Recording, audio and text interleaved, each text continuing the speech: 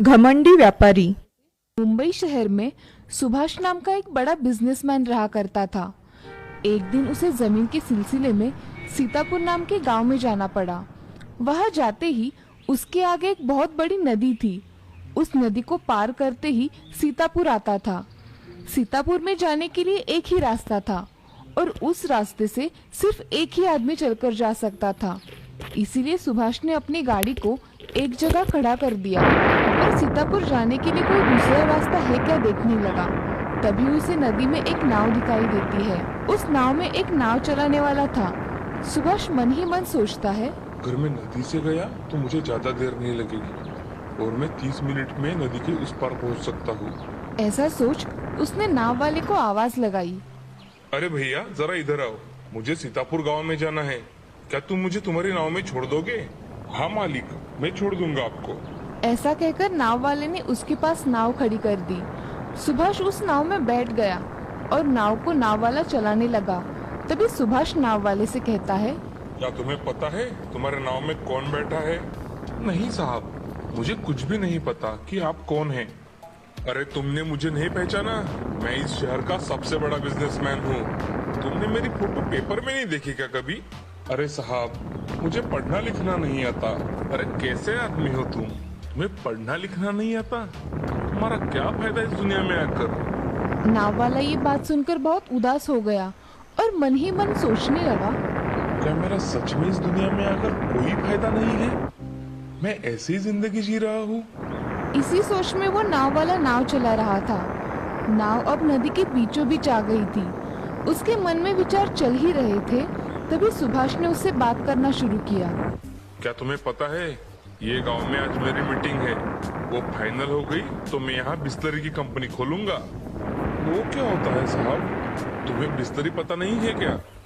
पानी की बोतल? नहीं साहब, मैंने कभी देखा भी नहीं। क्या तुम सच कह रहे हो? तुम कभी शहर ही नहीं गए? उधर की बड़ी बड़ी इमारतें, रेलवे स्टेशन, स्टॉल पर पानी बोतलों में मिलता है। क्या तुमने कभी नहीं देखा? नहीं साहब, मैं कभी इस गांव के बाहर ही नहीं गया। ये सब आप जो भी बता रहे हैं वो मैंने कभी देखा ही नहीं। क्या बात कर रहे हो? तुम कभी गांव के बाहर ही नहीं गए? नहीं साहब, फिर तुम्हें बिस्लरी कैसे पता होगी? मैं यहाँ कंपनी शुरू करने वाला हूँ। उसमें पानी की बोतलें बनाऊंगा और उसे शहर में बेचूंगा। शहर में सब लोग वही पीते हैं। सच में तुम्हारा क्या फायदा इस दुनिया में आकर? नाव वाला सोच में डूब गया। वो मन में फिर से विचार करने लगा। सच में मेरा इस दुनिया में आकर कोई फायदा नहीं है क्या? ऐसा वो मन में सोच ही रहा था और नाव चला रहा था। तभी उसका ध्यान ना होने के कारण नाव टकराने की वजह से नाव में एक बड़ा छेद हो गया। अब नाव में पानी भर रहा था। नाव वाला उस बिजनेसमैन से, साहब, मुझे लगता है ये नाव अब डूब जाएगी। आपको तैरना तो आता है ना? अरे नहीं भाई, मुझे तैरना तो नहीं आता। क्या साहब, आपको तैरना नहीं आता? आपका तो इस जिंदगी में आने का क्या फायदा फिर? मुझे तो तैरना आता है। साहब, आपका क्या होगा अब? ऐसा बोलते ही सुभाष बहुत डर गया और वो कहीं डूब ना जाए, इस डर से वो कांपने लगा और नाव वाले से मिन्नतें करने लगा। अरे भाई, तुम चाहो तो मैं तुम्हें बहुत सारे पैसे दूंगा, मगर मुझे बचा लो। मुझे इस नदी में डूबकर नहीं मरना। अरे साहब, मुझे आपका पैसा नहीं चाहिए। मुझे तो तैरना आता है और मैं दूसरों को भी किनारे तक ले जा सकता हूँ। ये बात सुनकर सुभाष के मन में एक आशा जाग उठी। तभी वो नाव वाले से, तुम मुझे बचा लोगे ना भाई? मैं तुम्हें विनती करता हूँ, मुझे बचा लो। हाँ साहब, मैं आपको बचा लूंगा। मैं पानी में जाते ही आप मेरे कंधे को कस के पकड़ लीजिए, जिससे मैं आपको किनारे तक लेकर जाऊंगा। ऐसा कहकर नाव वाला पानी में छलांग लगा लेता है और उसके छलांग लगाते ही सुभाष भी उसके पीछे छलांग लगा देता है और अब सुभाष नाव वाले को कस के पकड़ लेता है। नाव वाला अब तैरते हुए किनारे तक आ जाता है और सुभाष को बचा लेता है। तभी सुभाष नाव वाले से, नाव वाले, तुम्हारा बहुत बहुत धन्यवाद। मुझे तुमने बचाकर मुझ पे एहसान कर दिया है। बोलो, तुम्हें क्या चाहिए? मुझे कुछ नहीं चाहिए साहब, मगर आज आप डूब जाते तो? अगर मुझे भी तैरना नहीं आता तो कैसा होता? सभी के पास सब नहीं होता, मगर इस दुनिया में हर व्यक्ति अलग अलग होता है। हर इंसान की अपनी अलग अलग खूबी होती है। आप मुझे कह रहे थे ना कि मेरा जिंदगी में आकर क्या फायदा, तो देख लिए साहब मेरा फायदा। ये सब सुनकर सुभाष की आंखें जैसे चमक ही गई और वो शर्म से नीचे देखने लगा। तभी सुभाष नाव वाले से, नाव वाले, सच में मुझसे गलती हुई, मुझे माफ कर दो। मैं आज से किसी का अपमान नहीं करूंगा, मुझे क्षमा कर दो भाई। ठीक है साहब, चलो अब आप जाओ गांव में। ऐसा कहकर नाव वाला और सुभाष रास्ते से गांव चले जाते हैं और बाद में सुभाष अपने घर चला जाता है। इस कहानी से हमें ये सीख मिलती है कि जिंदगी में हमेशा किसी को कम नहीं समझना चाहिए। हर एक की अपनी अपनी खूबी होती है और हमें उसे पहचान कर हमेशा तारीफ करनी चाहिए। जिंदगी में कोई छोटा या बड़ा नहीं होता। एक सुंदरपुर नाम के शहर में शीला नाम की औरत रहा करती थी। उसको एक बेटा था जिसका नाम था सुरेश। सुरेश बहुत ही होनहार था। वह एक बड़े कंपनी में काम किया करता था। एक दिन सुरेश एक फूल वाले की दुकान पर गया।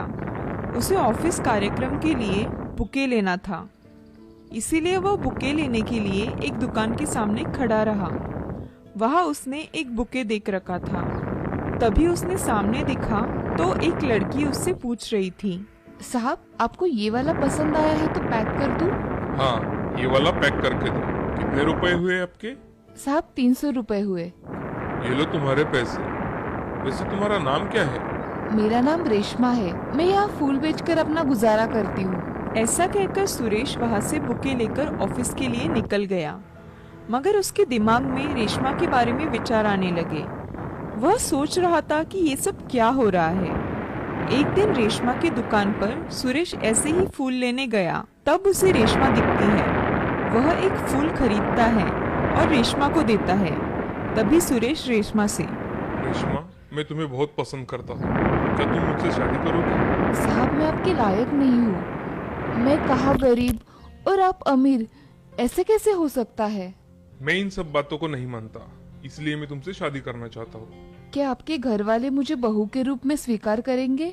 मेरी माँ इस शादी को नहीं मानेगी, मगर मैं शादी करके घर चला जाऊंगा तो वो हमें स्वीकार कर लेगी। सच में ऐसा होगा? हाँ। तो मैं शादी करने के लिए तैयार हूँ। सुरेश ये सब सुनकर अगले महीने शादी करने का निश्चय करता है। तभी रेशमा और सुरेश एक दूसरे को समझ लेते हैं। वह दोनों एक दूसरे को पसंद करते हैं। सुरेश ये सब सुनकर अगले महीने शादी करने का निश्चय करता है। तभी रेशमा और सुरेश एक दूसरे को समझ लेते हैं। वह दोनों एक दूसरे को पसंद करते हैं। अब वह मंदिर में जाकर शादी कर लेते हैं और शादी करने के बाद सुरेश कहने के मुताबिक उसे अपने घर लेकर चला जाता है। उसकी माँ उसे देखती है तो बहुत खुश हो जाती है, मगर उसके साथ लड़की देख उससे पूछती है, अरे सुरेश, ये कौन है तुम्हारे साथ? माँ, ये रेशमा है, मैंने इससे शादी कर ली है। अब ये इस घर की बहू है। ये क्या कह रहे हो बेटे? मैंने तुम्हारे लिए कितने अच्छे रिश्ते देखकर रखे थे और तुमने इस गरीब से शादी कर ली। माँ, आप इससे कुछ मत कहिए, मैंने मेरी मर्जी से इससे शादी की है। आप इसको कुछ नहीं बोलोगी। और रहा सवाल गरीबी का, तो मैं सिर्फ इंसान देखता हूँ, पैसा नहीं। उसकी ये बातें सुन शीला, ठीक है बेटा, तुम कह रहे हो तो मैं इसे अपनी बहू मान लेती हूँ, मगर इसे हमारे तौर तरीके सीखने होंगे। मैं सीखूंगी माँ जी। ऐसा कहकर सुरेश और रेशमा अपने कमरे में चले जाते हैं। अब अगले दिन रेशमा अपने घर में किचन में खाना बनाती है। वह बहुत अच्छा खाना बनाती है और घर के सारे काम कर लेती है। उसके साथ शीला को ये बात अच्छी नहीं लगती, क्योंकि शादी उसकी मर्जी के खिलाफ हुई थी। अब एक दिन शीला रेशमा से, अरे रेशमा, मेरे लिए जरा चाय लेकर आना। जी माँ जी, अभी लाती हूँ। ऐसा कहकर रेशमा उन्हें चाय लेकर आती है। चाय लाने में थोड़ी देर हो जाती है तो शीला उसे कहती है, अरे बहू, चाय बना रही हो या खीर बना रही हो? नहीं माँ जी, ये देखो मैं ले आई। शीला चाय पीकर देखती है तो उसे चाय का स्वाद बहुत अच्छा लगता है, मगर बहू को कुछ बुरा भला कहने के लिए उसे कहती है, अरे बहू, चाय तो ढंग से बनाया करो, इसमें कुछ स्वाद ही नहीं है। माँ जी, मैं दूसरी बना कर लाऊं? नहीं, रहने दो, यही रह गया था। डबल चाय बनाओ और मेरे बेटे के पैसे खर्च करो। रेशमा कुछ नहीं कहती। थोड़ी देर बाद रेशमा किचन में काम करने के लिए निकल जाती है। उस दिन शीला रेशमा के लिए बहुत सारे कपड़े धोने के लिए निकालती है। तभी बहू, ओ बहू, सुनती हो? यहाँ कपड़े पड़े हैं, धो देना। रेशमा वहाँ आकर देखती है तो वहाँ इतने सारे कपड़े पड़े होते हैं। उन्हें देख रेशमा अपनी सास से, हाँ माँ जी, मैं धो दूंगी, अब चिंता मत करिए। ऐसा कहकर रेशमा अपना घर का काम निपटाकर 3 बकेट कपड़े धो डालती है और उसे सुखाने के लिए टेरेस पर चली जाती है। थोड़ी देर में रेशमा कपड़े सुखाकर आ जाती है। अब नीचे आकर उसकी सास ने बाहर से टहलकर आने के बाद पैर साफ नहीं किए और वैसे ही घर भर घूमती ही रही। ये देख रेशमा समझ गई कि माँ जी जानबूझकर ऐसे कर रही है। ये देख शीला रेशमा से, अरे बहू, घर देखो कितना गंदा हो गया है, देखो जरा, इसे जल्दी साफ करो। जी माँ जी, अभी कर देती हूँ। ऐसा कहकर रेशमा अपना घर साफ कर देती है और सबके लिए खाना लगाने के लिए किचन में आ जाती है। खाना जल्दी जल्दी गर्म करके परोसती है। सभी खाना खाने के लिए बैठ जाते हैं। तभी रेशमा सबको खाना परोसती है। तब सुरेश बोलता है, रेशमा, खाना बहुत अच्छा बना है। रेशमा ये सब देख मुस्कुराई, मगर शीला को ये बात बिल्कुल पसंद नहीं आई। वह मन में कुछ सोचकर खाना खा लेती है और सोने चली जाती है। अगले दिन रेशमा खाना बनाती है और कुछ काम याद आने की वजह से किचन से बाहर चली जाती है। और तभी शीला किचन में आकर सब्जी में बहुत सारा मिर्च पाउडर डाल देती है और दूसरी सब्जी में बहुत सारा नमक डाल देती है। ये सब डालने के बाद शीला किचन से बाहर जाकर हॉल में बैठ जाती है। अब शीला रेशमा से बोलती है, अरे बहू, ओ बहू, आज खाना नहीं बनाया क्या? बनाया है ना माँ जी, मैं आपको खाना परोस देती हूँ। नहीं, अभी नहीं, अभी सुरेश आएगा, उसके साथ ही खाना खाऊंगी। ठीक है माँ जी, मैं बाकी के काम कर लेती हूँ। हाँ ठीक है। ऐसा कहकर शीला हॉल में पेपर पढ़ रही थी। तभी थोड़ी ही देर में सुरेश घर आ गया। उसे देख रेशमा, अजी, आप आ गए?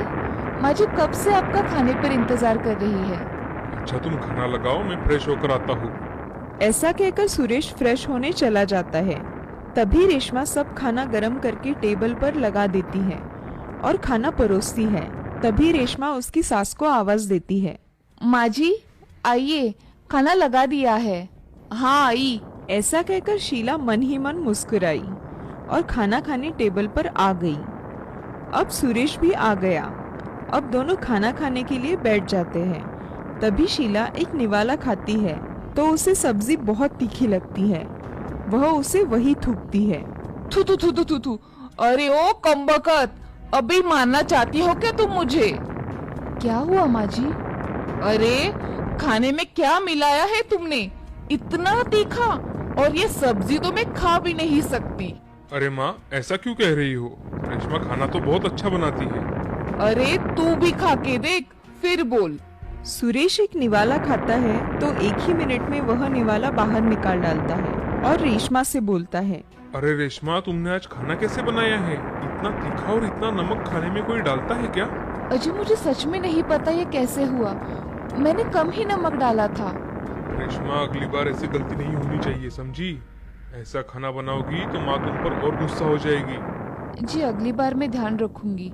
अच्छा, ये खाना डाल दो और दूसरा खाना जल्दी बनाओ, मैं बाहर हूँ। जी मैं अभी बनाती हूँ। ऐसा कहकर रेशमा किचन में जाकर खाना बनाती है, मगर मन में सोचती है कि ये कैसे हुआ? मैंने तो नमक और मिर्च पाउडर सही तरीके से डाली थी, ये कैसे हो गया? रेशमा अब जल्दी जल्दी में खाना बना लेती है और खाना बनाकर सबको फिर से बुला लाती है। तभी सारे खाना खाने बैठ जाते हैं और खाना खा लेते हैं। सबको खाना खाते देख रेशमा बहुत खुश हो जाती है। वह सुरेश से, अजी आपका बहुत बहुत धन्यवाद, आपने मुझे समझा और फिर से खाना खाने के लिए आ गए। अरे आते कैसे नहीं? खाना नहीं खाते तो भूखा ही सोना पड़ता। ऐसा कभी हो सकता है भला? मैं आप दोनों को भूखा सोने दूं? चलो, मैं सोने जा रहा हूँ। तुम तुम्हारा काम जल्दी खत्म करो और आ जाओ। जी मैं काम खत्म करके आती हूँ। ऐसा कहकर रेशमा किचन का काम करने चली जाती है। सुरेश भी सोने के लिए चला जाता है। शीला भी सोने चली जाती है और मन में बहुत खुश हो जाती है। शीला मन ही मन में, आज कैसे सबक सिखाया है रेशमा के बच्ची को। ऐसा कहकर शीला खुशी खुशी सो जाती है।